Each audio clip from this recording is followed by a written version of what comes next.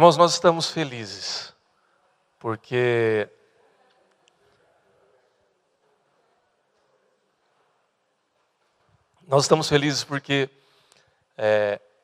a melhor visita que você pode ter nessa manhã é a visita do Espírito Santo na sua vida. Amém? Essa é a visitação preciosa que Deus te oferece nessa manhã, porque Deus é assim, né? Porque Deus tem o melhor para mim e para você. Isso só é possível, irmãos, porque nós temos o privilégio de conhecer a palavra de Deus, de conhecer o Evangelho do nosso Senhor Jesus Cristo. Eu queria falar um pouquinho sobre isso nessa manhã. Falar sobre o Evangelho, mas não aquele Evangelho mastigado, aquele Evangelho banalizado que muitas vezes tem se falado por aí. Eu vou explicar um pouquinho melhor sobre isso, mas de antemão eu quero falar a respeito do Evangelho genuíno, do Evangelho bíblico, do Evangelho que nos convida, nos abençoa, mas também que nos confronta a tomar uma decisão por Cristo e a viver debaixo dessa decisão que Deus nos convida a tomar. Eu quero convidar você para abrir a sua Bíblia comigo na carta de Paulo aos Gálatas, no capítulo de número 2. Nós vamos ler Gálatas 2, a partir do versículo de número 11 até o versículo de número 21.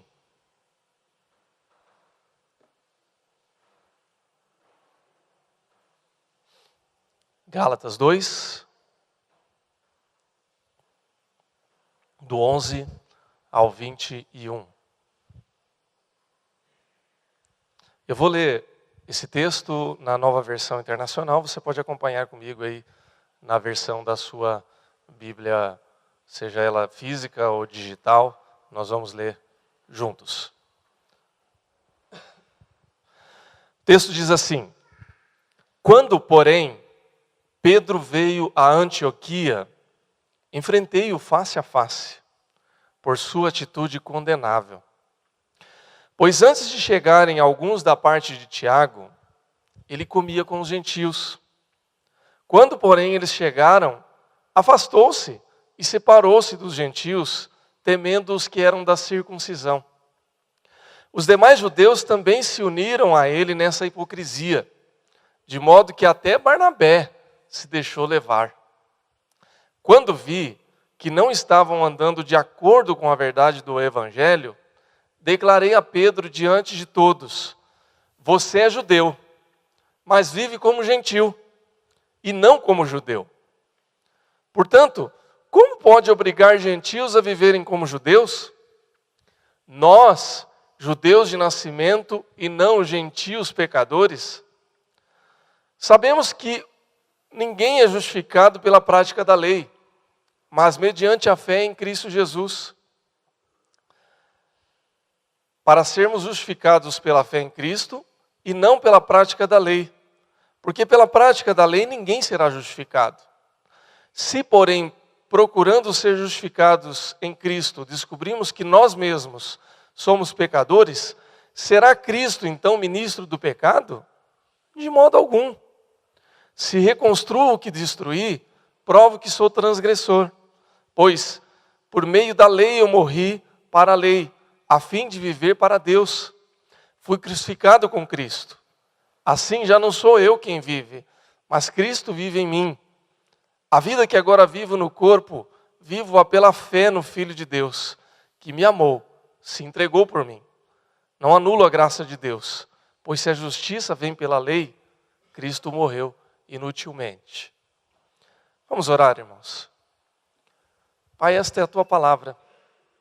Nós pedimos em nome de Jesus que agora possamos por ela ser iluminados, transformados e assim, ó Pai, direcionados pela tua graça para fazer a tua vontade. Que esse seja o Evangelho de Cristo, o Evangelho genuíno para a minha vida, para a vida de todos nós nesta manhã, em nome do Senhor Jesus. Amém. Irmãos e irmãs, nós temos falado realmente, já foi citado aqui na ministração do louvor, temos falado muito sobre espiritualidade, sobre a necessidade de uma renovação em Cristo na nossa vida, tanto individualmente como na vida da igreja como um todo, de uma maneira coletiva. E tudo isso passa pela necessidade que temos de nos arrepender, de reconhecer que nós somos pecadores, que precisamos do perdão e da graça de Deus e que precisamos, nesse sentido, experimentar uma vida cada vez mais íntima com Deus por meio do nosso Senhor Jesus Cristo. Isso é palavra de Deus para a nossa vida, é uma necessidade que temos de experimentar todas essas coisas em Cristo Jesus. Falamos também que essa experiência, ela deve permear não apenas a razão, o entendimento, ou seja, não é apenas o intelecto, mas é também o coração.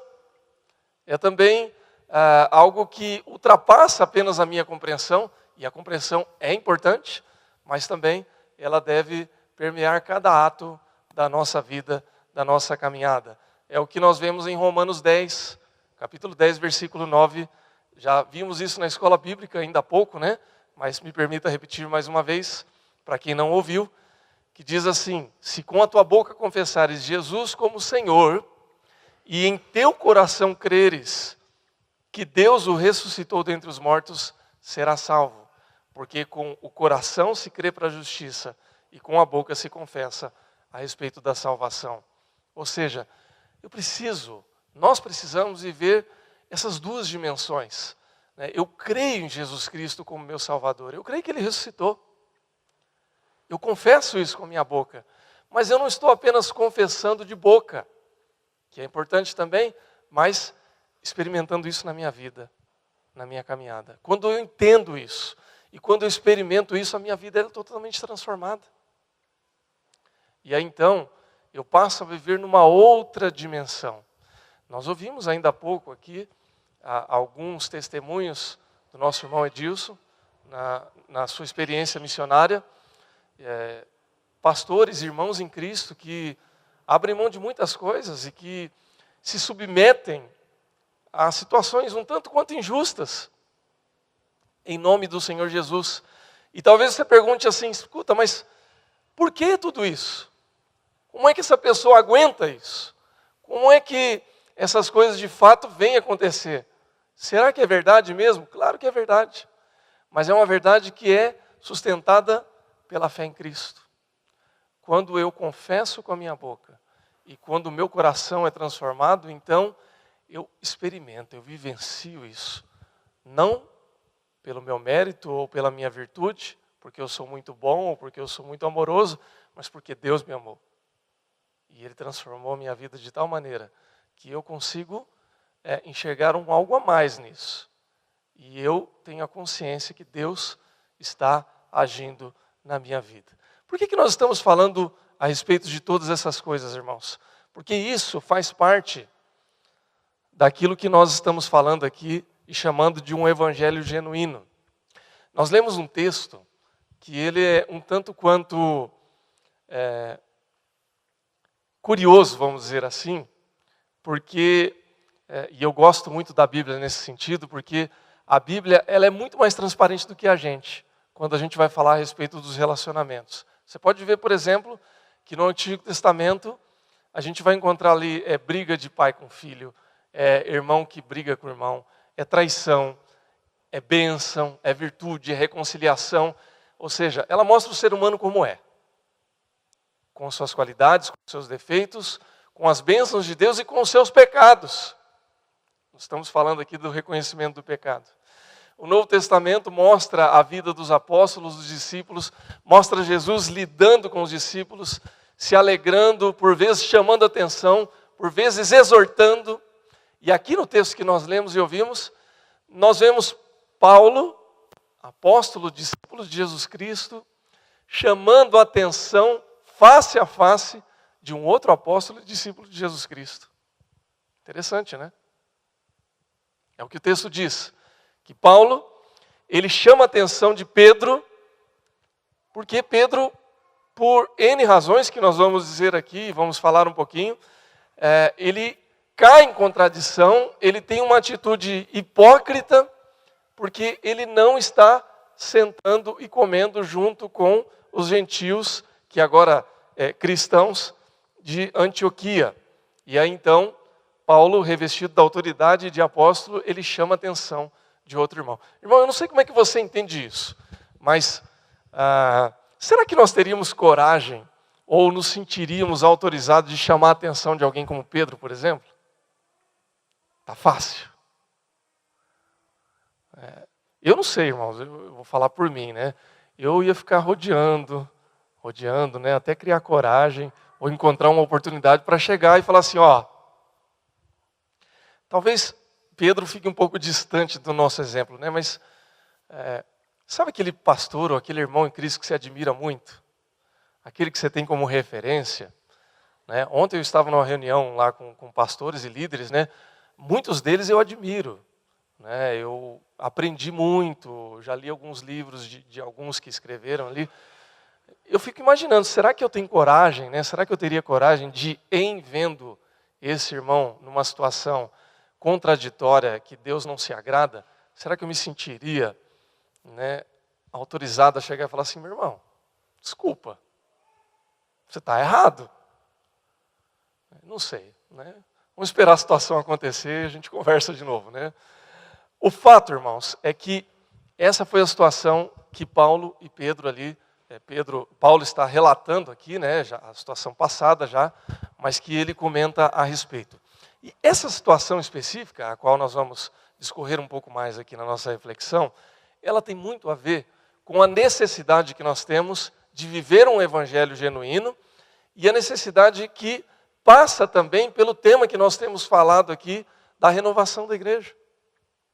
De um reavivar da igreja, de uma experiência genuína e necessária de Cristo nas nossas vidas e na caminhada que nós temos que viver com Deus. Eu explico e nós vamos falando a respeito dessas coisas um pouquinho aí a caminhada, à medida que nós vamos refletindo. Por quê? Porque o alerta de Paulo para Pedro foi para que ele observasse a justificação em Cristo e não apenas a sua posição, o seu status como judeu ou como discípulo de Cristo, ou o que quer que seja, mas que a justificação de Cristo fosse o alvo para a vida dele e para a vida de cada um de nós. O que acontece aqui, irmãos, para que a gente entenda todo o contexto? Nós sabemos quem é Pedro, é muito difícil que você não tenha ouvido falar dos discípulos de Jesus, então vamos pressupor que você sabe e conhece bem essa história. Pedro era discípulo de Cristo, mas era judeu também. Como judeu, assim como Paulo e os demais discípulos, eles, por nascimento e por tradição religiosa, até que Cristo tivesse vindo à terra, eles eram um povo escolhido e separado de Deus. Então você sabe disso. Os judeus eram o povo de Deus e a sua religião, ela não era apenas exclusivista, no sentido de que Deus era o único Deus, né? A gente também crê assim, né? que o nosso Deus é o único Deus, o Deus de Jesus Cristo, mas eles tinham também tamanho fechamento na sua fé e religião que quem estava de fora desse grupo não tinha os mesmos direitos que um judeu legítimo tinha. Então, a palavra proselitismo, que a gente usa hoje para trazer alguém de uma religião ou de religião nenhuma para a nossa religião, ela vem do conceito do termo prosélito, que nada mais era do que aqueles que simpatizavam com a religião dos judeus, gostavam tanto da religião dos judeus, viam tanto sentido que queriam participar também, queriam ser também desse grupo, queriam crer nesse Deus. Então os judeus diziam, tudo bem, você vai seguir a lei, você vai cumprir a lei, você vai se circuncidar, você vai guardar o sábado, você vai se abster de alimentos, você vai cumprir todas as regras e você vai fazer parte. Só que tem um detalhe, ainda assim você é um judeu de segunda categoria, é um prosélito. Quando Cristo vem, ele traz um renovo, se assim nós podemos dizer, ele muda toda essa configuração de tal maneira que agora você não precisa nascer numa determinada tribo, você não precisa cumprir uma série de rituais ou de regras, mas sim precisa crer em Jesus Cristo para que você seja salvo. Então, Jesus Cristo, ele reinterpreta toda a lógica por meio da sua própria vida e muda toda a realidade daqueles que podem encontrar-se com Cristo. E aí, então, não apenas judeus, mas qualquer pessoa na terra. Aqui, né, na linguagem bíblica, os gentios, né, que é todo aquele que não é judeu, ele pode, em Cristo, ter um relacionamento direto e pessoal de salvação com Deus. Então, o evangelho ele começa a progredir, ele começa a chegar até os gentios. E os judeus têm muita dificuldade com isso, inclusive os discípulos. E Pedro, ele começa a ver que o evangelho está chegando aos gentios e que o Espírito Santo também está chegando aos gentios. E quando ele começa a ter um conflito, Deus dá uma visão para ele, você vai ver isso lá no livro de Atos, em que Deus diz para ele, olha, você não julgue impuro aquilo que eu purifiquei, que Cristo purificou. Então ele começa a andar com os gentios também. Só que aí ele dá uma fraquejada. Quando eles estão em Antioquia, e lembre-se, irmãos, deixa eu só refrescar a memória para os irmãos entenderem o que é a igreja de Antioquia. A igreja de Antioquia foi a primeira grande igreja missionária da história da igreja, que mandava crentes para evangelizar pessoas por toda a parte do mundo antigo. Uma igreja muito importante historicamente. E aí então, essa igreja que ainda é recém-nascida, novinha de tudo, fresca na fé, recebe pessoas ilustres, como por exemplo Pedro e Barnabé, né? Pessoas de grande relevância para a igreja primitiva. E aí eles chegam, meu irmão, tudo bem, e abraça, e faz igual a gente fez aqui, a gente se abraça, a gente ora uns pelos outros, intercede, tudo maravilha, né? Uma bênção, igual a igreja de Atos 2, né? Que a gente sonha em viver, né? Aquela igreja em que os irmãos não consideram nada como seus e compartilham tudo, e tem ali a presença do Espírito, tudo maravilha. Até que chega um grupo de judeus cristãos chamados de judaizantes. Se você não lembra, eu vou refrescar a sua memória, os judaizantes eram crentes, em certa medida, mas crentes vindos do judaísmo que achavam que o crente legítimo é aquele que segue todas as regras da lei. Ou seja, você só vai ser um bom crente se você for igual ao judeu. Que era tudo aquilo que Jesus falava que não precisava ser. Só que esses judaizantes, eles eram incisivos, eles eram bravos, eram violentos. E aí, quando Pedro, Barnabé e outros começam a ver esses judaizantes chegando na igreja, seja por medo, Paulo diz que é covardia, né? Você sabe que Paulo era bravo, viu, irmãos? Ele não dourava muito a pílula, né? Então ele, nas palavras dele, diz que Pedro se acovardou. Pode ser covardia, mas pode ser orgulho também, né? Porque Pedro, no fundo, era judeu ainda, né? Ele veio do judaísmo. Então, seja por covardia ou por orgulho, ele estava ali sentado na mesa com os crentes de Antioquia, de repente ele vai saindo de fininho, assim, senta na mesa dos judaizantes e fica, nós aqui e vocês ali. Esse é o contexto, irmãos. Crentes de primeira categoria, crentes de segunda categoria, se é que a gente pode chamar de crente, né? Porque afinal de contas, eles são gentios, eles não guardam sábado, eles não se circuncidaram, eles comem carne sacrificada aos ídolos. Esse povo aí não é de Deus assim, igual a gente, não. E aí Paulo chama a atenção e diz, que isso, Pedro? Que isso? Até você, Barnabé. Até tu, Brutus, né? Barnabé, que era conhecido por ser piedoso, por ser conciliador, até o Barnabé deu uma fraquejada. Então ele chama a atenção e diz, olha, ou é ou não é. Por isso que a gente lê o último versículo, né? É interessante porque o texto que nós lemos, ele não fecha com uma conclusão positiva, ele fecha com uma conclusão negativa. Ele diz assim, versículo 21, não anula a graça de Deus, pois se a justiça vem pela lei, Cristo morreu inutilmente. Lei, judaísmo. Eu fazer para merecer algum mérito, para ter algum mérito a respeito daquilo que Deus vai fazer na minha vida. Era o cerne da lei, não era a graça de Deus. Então, irmãos, como que isso pega na nossa realidade, na minha e na sua? Você que está sentado aí.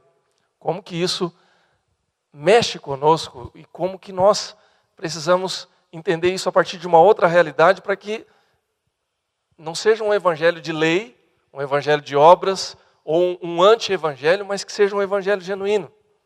Em primeiro lugar, é necessário nós termos a consciência de que nem todos creram ainda na salvação em Cristo Jesus. Se a gente puder usar uma palavra ou uma expressão que vem da lei, como nós lemos aqui, da justificação, tem gente que está com o coração incircunciso ainda. Né? Ou seja, não teve transformação do coração.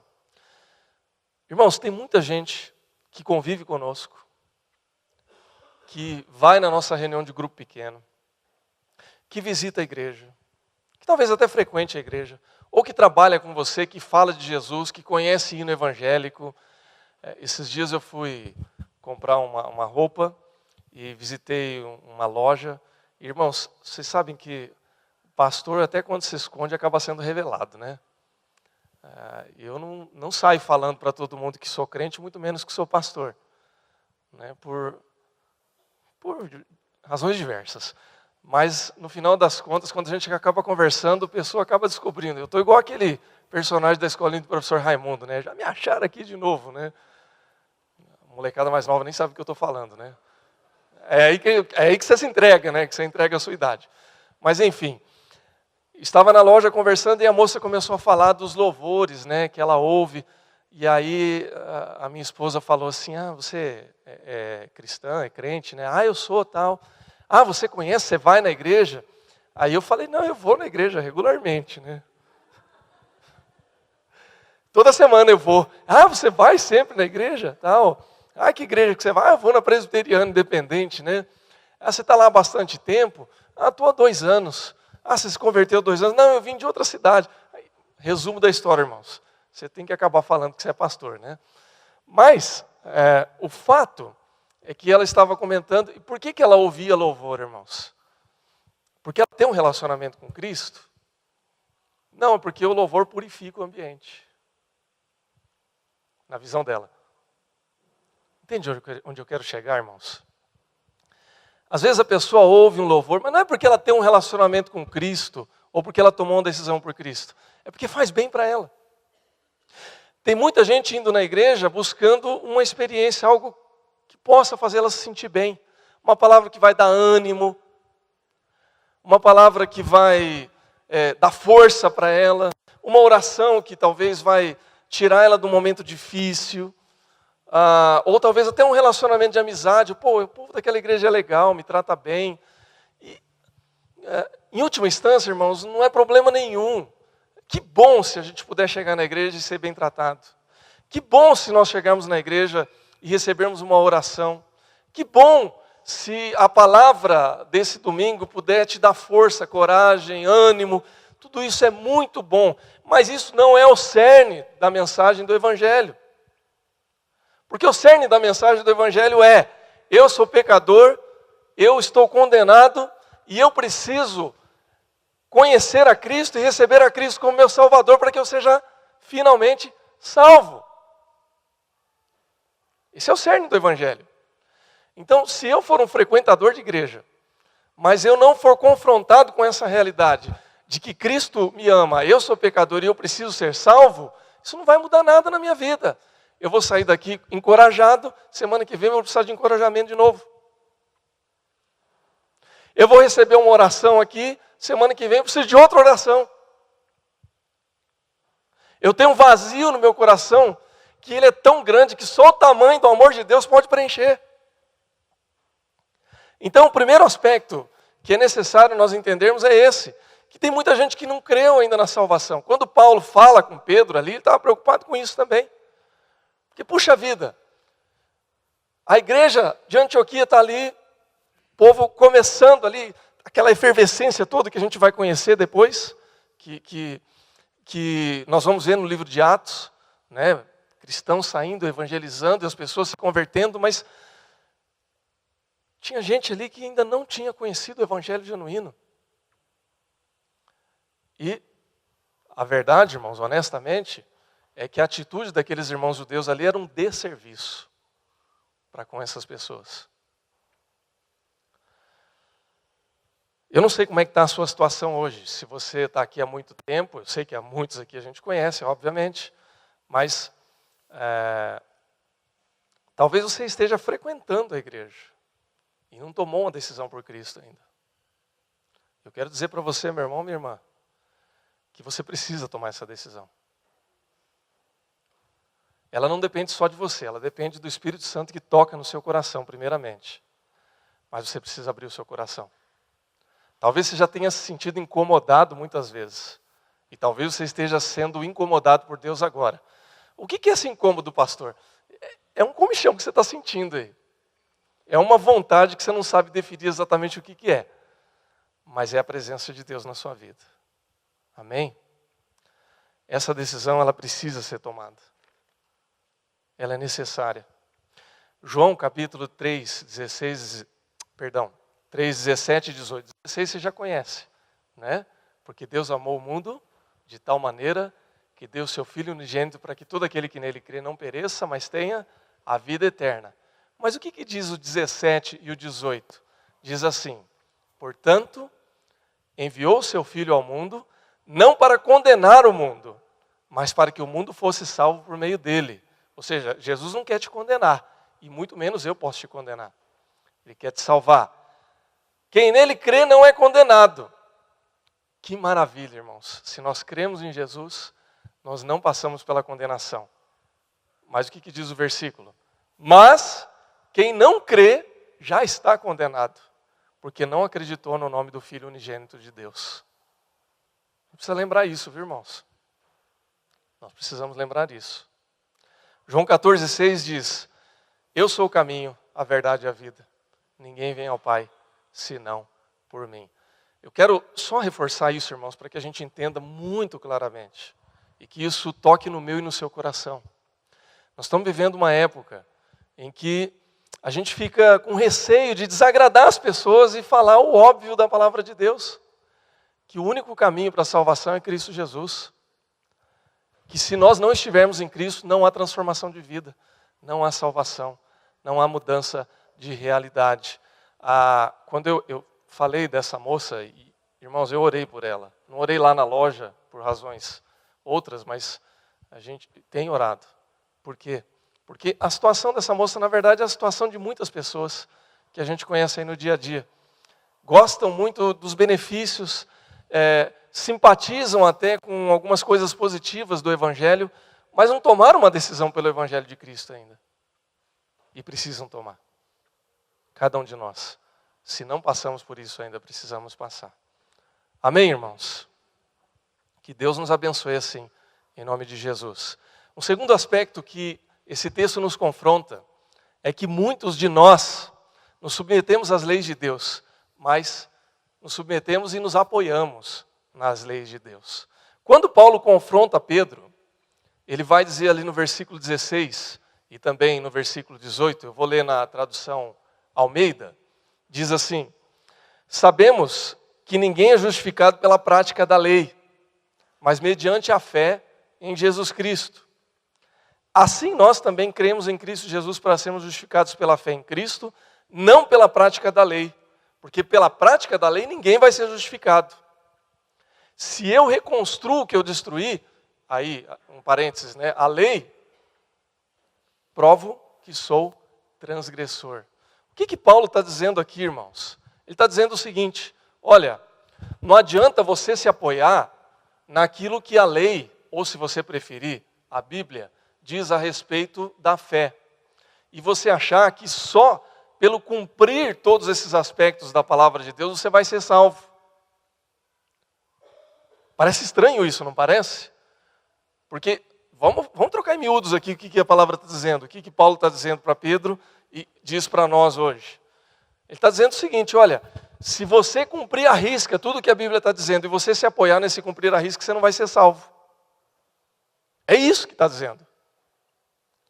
Que você pode ser o cristão aparentemente mais arrumadinho, aquele que vai na igreja todo domingo, aquele que vai na escola dominical, aquele que faz oração. Se bem que nós vamos contextualizar isso, mas Você pode ser todas essas coisas, mas se você apoiar o seu relacionamento com Deus apenas nisso, sabe o que você está dizendo para Deus? Que você é muito bonzinho. Que você é um crente muito arrumadinho e você merece a salvação porque você é muito arrumadinho. Pô, pastor, quer dizer então que tudo que eu estou fazendo, eu estou vindo na igreja e tal, isso não serve nada? Irmão, serve e serve muito. Graças a Deus que você está aqui na igreja hoje. Aliás, continue vindo. Não desanime não. Continue firme. E venha na escola dominical também. Né, que eu estou sentindo a falta de muitos irmãos aí. Para puxar a orelha, né? Me deram o microfone, eu estou falando aqui, irmãos. É bom a gente lembrar, né? É bom que você ore. É desejável que você seja um cristão santo. Que você viva uma vida em santidade. Mas a questão, irmãos, é que isso não é a causa que vai te levar a Cristo. Isso é a consequência pela qual você está em Cristo. Dá para entender a diferença, irmãos? Cristo está aqui. Não eu, né? Palavra de Deus. Cristo está aqui. Se eu faço todas essas coisas para me achegar a Cristo, significa que eu estou achando que eu tenho mérito. Isso não nos leva para Deus. Isso é o que os judeus estavam fazendo. Eles achavam, Pedro, Barnabé e os demais, achavam que pelo cumprimento, por serem aquele grupo especial, sabe aquele grupinho diferenciado, né? Os bonitos, os bons, né? Porque eles seguiam a lei, porque eles cumpriam a rigor as coisas da lei, eles estavam com Deus. Então eles fizeram separação, eles sentaram desse lado aqui. E aí a palavra de Deus, Paulo diz assim, olha, isso é justificação pela lei. Está errado. Pela lei nós não vamos ser justificados. E aí ele diz então, é pela graça. Então eu faço tudo aquilo que a lei preconiza, aquilo que a lei diz, aquilo que a palavra de Deus diz que Deus se agrada, não para merecer, mas porque Deus me deu e agora eu estou agradecendo. Percebe a diferença? Eu estou fazendo isso porque eu sou grato a Deus, porque Ele me salvou. Porque Ele não me condena, porque Ele me perdoou e agora eu sou salvo. Isso choca às vezes a gente, porque a gente faz um esforço danado muitas vezes para seguir a Bíblia, para fazer tudo direito, para andar com diligência, para ser amoroso. E irmãos, é assim que tem que ser mesmo. A gente tem que fazer tudo isso. Mas é a fonte da nossa motivação que deve mudar. O problema, irmãos, é que muitas vezes a nossa motivação tem sido tão errada que isso é a causa muitas vezes do esfriamento da igreja. Por isso que a gente precisa de avivamento. Por isso que a gente precisa de renovação. Porque, por exemplo, a nossa fé ela pode ser legalista. O que eu falei aqui a respeito de Paulo e Pedro era legalismo. A minha fé pode ser legalista quando, por exemplo, eu sou orgulhoso. Eu acho que eu sou melhor que o meu irmão. Eu sei que você não pensa assim. Né? Ali ninguém pensa assim, né? Só talvez 2 ou 3. Né? Não você, né? Eu talvez. Não sei. Às vezes a gente se sente muito bom. Eu vou na igreja todo domingo, eu faço oração, né? Eu tenho uma linguagem mais rebuscada, sou dizimista, né? Todo mês ali eu estou comparecendo. E aquele meu irmão pica fumo, né? Quase não aparece, faz tudo errado. Então às vezes é pelo orgulho, ou às vezes até pelo medo. Então se eu sou orgulhoso, vou falar do orgulho, depois eu falo do medo. Se eu sou orgulhoso, eu acho que eu mereço as bênçãos de Deus, porque eu sou muito bom. Eu sou correto. Faço oração, eu levo minha família para a igreja todo domingo. Eu até oro na hora do almoço, irmãos. Então eu mereço a bênção de Deus. Deus tem que me abençoar. O problema, irmãos, é que essa não é a lógica de Deus. Né? Tudo isso eu tenho que fazer para agradecê-lo. Né? Não para conquistar algo. Porque aí, se eu penso assim, o dia que eu não conquisto aquilo que eu quero, o dia que eu peço para Deus uma coisa e Ele não me dá, eu desisto. Ou eu começo a desanimar. Porque, irmãos, vamos falar aqui, português claro, vida de adulto, tá? Combinandinho? Né? Até a adolescência a gente fala de um jeito, adulto a gente fala de outro.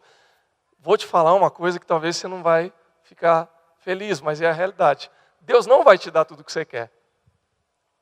Aliás, boa parte das coisas que eu e você queremos, Deus não vai nos dar. O que a Bíblia diz a respeito das coisas que a gente pede. Ela diz que nós não sabemos como pedir. A gente sabe o que a gente precisa, irmãos? Vagamente. A gente acha que sabe, mas quem sabe é Deus. Então, boa parte das coisas que eu peço, Deus não vai me dar porque Ele me ama. Porque se Ele for dar tudo que eu peço, eu vou ter problemas. Eu vou me arrebentar. O que o filho pródigo pediu para o pai? Pai, me dá a sua herança, me dá a sua parte da herança. Pediu para o pai morrer, né? É isso que ele pediu. Herança vem de morto, né? Ele pediu para o pai vivo. O pai deu. O que deu de resultado? Se arrebentou na vida. Em certa medida, nós somos o filho pródigo. A gente não sabe o que pedir para Deus. A gente sai pedindo um monte de bobagem. A gente acha que é coisa muito boa. Então, Deus não dá. E algumas coisas que Ele dá, ainda Ele dá de um jeito diferente. Você pede azul, Ele dá verde. Porque verde é uma cor mais bonita, né, irmão? Vocês sabem, né? Eu posso ouvir um glória a Deus aí? Amém. É uma cor mais bonita, eu acho. Né? Mas pode ser que eu peça verde e Deus me dê preto, azul também. Tem esse detalhe. Então é assim, irmãos. Então se eu acho que eu tenho mérito, eu vou ter problema. Se eu acho que eu sou muito bom porque eu estou seguindo a lei, eu vou ter problema. Eu sigo a lei, sigo a palavra de Deus porque Deus é bom. E não porque eu sou bom. E esse é o problema não apenas do mérito, mas do medo também. Porque tem muita gente que é fiel a Deus por medo. Aí eu posso falar agora não só com os adultos, mas com as crianças e com os jovens também, né? Aquela velha história, né? Não faz isso porque Deus vai te castigar. Olha, eu estou sofrendo agora, foi algum castigo de Deus. Nasci palmeirense por castigo de Deus. Irmãos, não é fácil ser palmeirense não, viu? É gostoso, mas não é fácil não. Então, irmãos, você pode achar que é castigo. Você pode achar que algumas coisas estão dando errado na sua vida. Bom, eu não estou fazendo o suficiente para Deus e por isso Deus está pesando a sua mão sobre mim e está me castigando. Irmãos, eu não vou discorrer muito sobre isso não, tá? Porque a gente gastaria muito tempo. Mas, na verdade, é mérito da mesma forma. Ou é porque eu faço muito ou porque eu não faço nada. Então, castigo de Deus. Irmãos, Deus é uma outra coisa, viu? Deus é graça e amor. Ok? E tudo que eu tenho, tudo que Deus tem feito na minha vida é porque Ele quis. Porque Ele é bom. Porque Ele me ama. Porque eu não tenho mérito, nós não temos. A gente não tem merecimento nenhum. Coloca na balança tudo que você fez de bom para Deus. Se você depois tiver tempo, faça essa reflexão. Tudo que você já fez na vida. Oração, se você já investiu, ofertou, se você já passou aperto por causa de Deus. Se na Índia só os irmãos foram, né? Não sei se mais alguém aqui foi para a Índia fazer missão. Eu não sei que perrengue que você já passou em nome de Deus. Coloca na balança. Depois pega na balança tudo que Deus fez por você. Se você colocar só a salvação, irmãos, a balança já arrebentou para o lado de Deus. Então não tem o que a gente possa fazer. Não tem mérito. Então o legalismo é isso. Tem o relativismo também, viu, irmãos? Que é um outro aspecto também do mérito, né? Muitos cristãos, e esse talvez seja o grande problema da nossa igreja contemporânea hoje, é que a gente relativiza a fé. Bom, Deus é amor, Deus é graça, Deus já me salvou, então agora eu posso tocar a minha vida, já sou salvo. Ou se puder usar uma palavra mais calvinista, presbiteriana, eu sou predestinado. Deus já me escolheu, né? Então se Deus me escolheu, eu posso viver a vida do jeito que eu quiser. Porque Deus me salvou. Quando eu relativizo a fé, irmãos, na prática, sabe o que eu estou dizendo? Eu estou dizendo o seguinte, olha, eu tenho uma vida mais descolada. Na superfície, esse povo mais descolado, você pode chamar isso de teologia liberal também, para quem quiser ir um pouquinho mais a fundo. O descolado, em primeira instância, ele até parece ser uma pessoa mais evoluída. Eu não sou tão firme na igreja, mas eu sou amoroso. Eu me preocupo com a causa social. Eu consigo enxergar o lado humano das pessoas. Né? No discurso, parece ser uma pessoa muito mais evoluída. Mas se você conversar um pouquinho mais com essa pessoa, você vai perceber o seguinte, que ela só aceita quem pensa igual a ela. Se você não for tão evoluído quanto ele, você não serve também. É uma versão evoluída, light, de Pedro e Barnabé sentado do outro lado, né? eu sou muito bom, Deus, não, já alcancei a graça de Deus. Ah, mas você não pensa igual a mim, você é fundamentalista, você vai na igreja todo domingo. Não serve. Irmãos, a base da maior parte dos nossos problemas e da necessidade que nós temos de uma renovação espiritual na vida da igreja está nesses dois polos. O problema da igreja hoje não é o não convertido. O não convertido é o alvo do coração de Deus. O problema da igreja é com cada um de nós quando nós estamos acomodados ou no legalismo ou no relativismo. Quando eu acho que eu tenho mérito, e aí eu entro no piloto automático fazendo tudo, você não sabe nem por que você está vindo na igreja, mas só sabe que você tem a obrigação de vir. E aí você acorda domingo de manhã e fala, nossa, tem que ir na igreja de novo. Vixe, pastor Leonardo que vai pregar hoje, vai ser difícil para aguentar sem dormir. Né? Você começa a pensar desse jeito, né? Não estou advogando em causa própria não, viu, irmãos? É um problema. Ou então você relativiza. Não, hoje não. Hoje tem jogo do Brasil. Domingo que vem tem culto. Né? Orar hoje, orar para quê? Tem os irmãos da intercessão lá que estão orando pela minha vida. Se relativiza. Isso, de uma maneira ou de outra, gera comodismo, irmãos. A gente não se sente mais desafiado por Deus. A gente não se sente mais confrontado com o nosso pecado, e nós somos pecadores. A gente não se sente mais parte da obra de Cristo que Deus chamou você e a mim. É com você mesmo que Deus está falando. Deus nos chamou. E Ele não vai fazer a obra por meio de outra pessoa que está chamando você para fazer. Bom, Ele pode fazer e Ele faz, mas Ele quer te incluir nisso, nos incluir. Então, é necessário que nós deixemos isso de lado, que a gente repense a nossa fé, que nós precisamos abrir mão de toda a fé legalista, de toda a fé relativista, e comecemos a encarar Deus como aquele que nos ama. Porque o que acontece? A fé legalista é uma fé que tem palavra, mas não tem graça de Deus. Ou seja, eu sou muito bom na palavra de Deus, mas eu não vivo pela graça. A fé relativista tem muita graça de Deus, mas não tem palavra. Eu recebo a graça de Deus e eu não vivo pela palavra de Deus. Ou seja, eu recebo todas as bênçãos e eu não agradeço a Deus pelas bênçãos. Como é que faz? E aí, irmãos, nós encerramos essa reflexão sendo desafiados por Deus para viver o evangelho genuíno. O que é o evangelho genuíno, irmãos? O evangelho genuíno é o evangelho que passa pela cruz de Cristo. Quando nós olhamos para Cristo e nós entendemos que Ele morreu, e Ele precisou morrer, viu, irmãos? Não é só filme de Hollywood, não. Morreu de verdade. Sangrou. Sentiu dor. Morreu. Ele precisou morrer pelos nossos pecados. Os nossos pecados tinham um preço.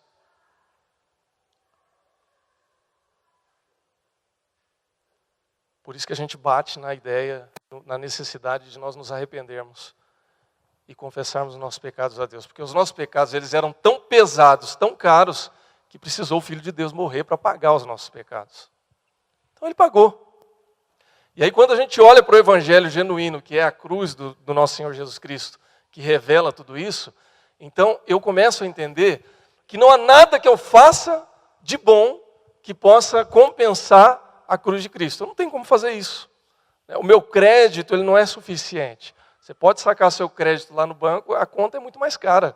Quem pagou foi Deus, que tinha o crédito infinito, que era o sangue de Jesus. Entende isso? E aí então, eu sei que eu não tenho mérito, e se eu recebo essa graça, que é a salvação em Cristo Jesus, eu não posso também fazer pouco caso e falar assim, olha, pagou a minha conta, agora ele que fique lá e eu que vou viver minha vida aqui. Não é justo. Não é isso que Deus espera de nós. Então, o exercício para mim e para você, e você pode começar a fazer isso hoje e durante a semana, é o desafio da palavra de Deus para você. Comece a pensar na sua vida com Deus e a repensar a sua vida com Deus. O que você faz para Deus hoje?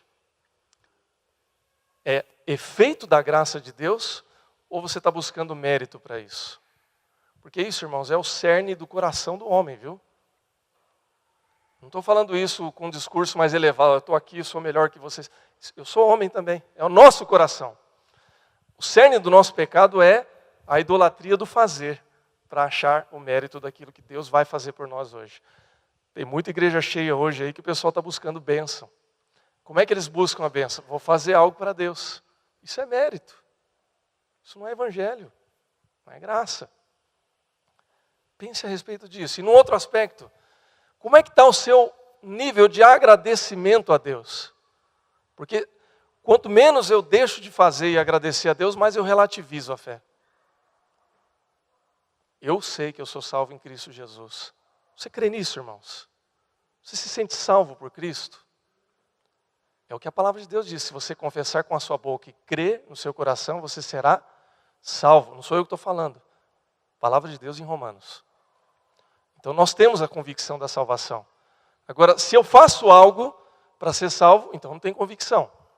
E se eu recebo a salvação e não faço nada, eu também não entendi ainda essa salvação.